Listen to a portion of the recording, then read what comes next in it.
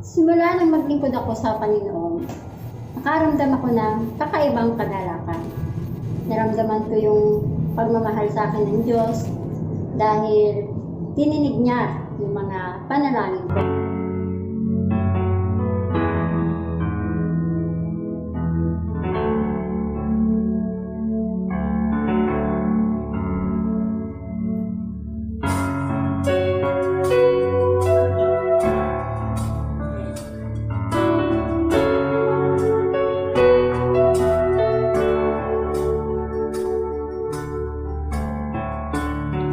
You're the God of this city, you're the King of these people, you're the Lord of this nation.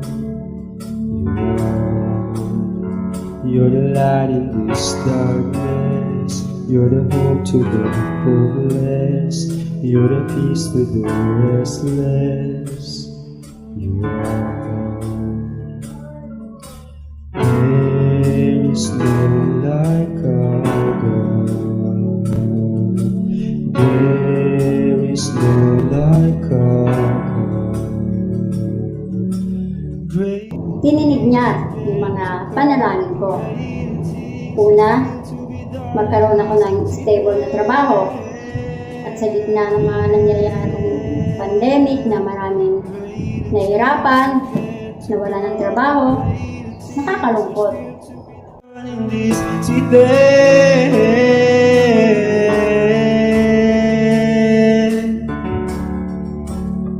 you're the God of this you're the King of this world, you're the Lord of this nation. You're the light in this darkness, you're the hope to the hopeless, you're the peace to the restless. You are. Pero, tuloy pa rin ang buhay. And thank God, kasi yung operation namin sa trabaho, tuloy-tuloy. In the midst sa pandemic, sino pang mag-aakala na doon ko pa unti-unting napaayos yung aming bahay. So still to be done is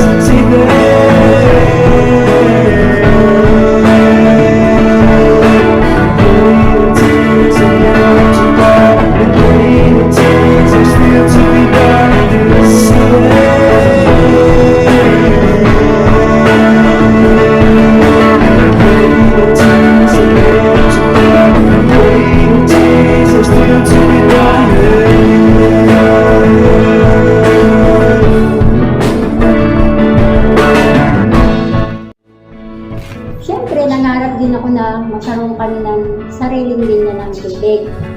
Kasi ang ginagawa ko, sinasahod ko yung mga container dun sa co-op, yung backwash. Then, bago matapos ang trabaho, sinasakay ko siya sa kariton. Yun ang inuuwi ko para meron kaming magamit na tubig. Pero ngayon, masasabi ko na, wow, answered prayer talaga. Dahil meron na rin kaming sariling linya ng tubig. Hindi na kami mahihirapan na makigib sa iba. And as a solo parent, talagang mahirap. Pero masaya ako dahil hindi kami pinabayaan ng Diyos. greater things are still to be done. We believe in you, God. Greater things are yet to come. Greater things are still to be done.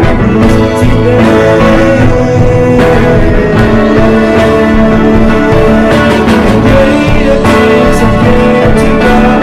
Greater things are still to be done.